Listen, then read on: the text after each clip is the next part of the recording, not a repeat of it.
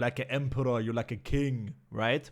But nowadays, I feel like because everyone can do what they want, as a man, you can sleep with as many women as you want, and with like the mentality stayed the same, but they don't respect really the circumstances, you know? Like 500 years ago, sleeping with a lot of women would be a real accomplishment. Now it's not. But the people still judge they still judge each other like it is. I think that's what it is, you know? I think that's what that is. I don't discriminate. I think it's both bad. I think a man sleeping with a lot of women and a woman sleeping with a lot of men is probably not a good idea. It might be bad. It might be bad. Then again, you can make the biological argument. You know, you can talk like you can talk like humans are animals. You know, a lot of like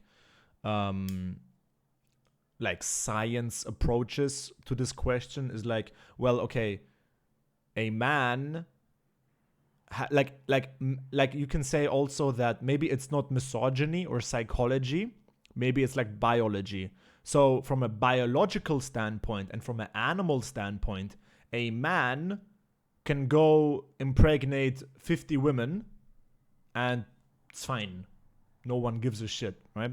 There is no consequences for the man, except for maybe syphilis or STDs. But even that you can deal with, right? So if you're a man and you sleep with a bunch of women, nothing really is going to happen to you.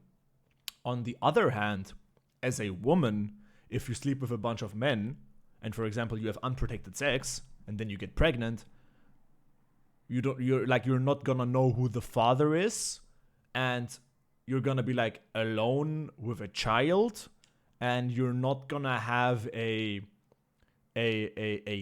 male partner that could protect you from that could protect you during your vulnerable time as a pregnant woman. You know, like you could also try to like that approach makes a little bit sense to me as well.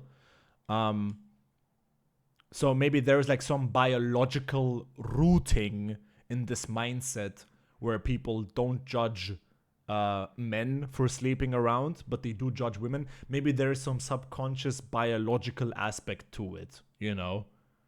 Maybe, you know, I would not be opposed to that as well. Because for women, without a doubt, sex is way more risky than for men. That's a fact, okay? Like, men have no risk in their life almost at all. But with women, when they have sex, there is a lot of risk on them, you know?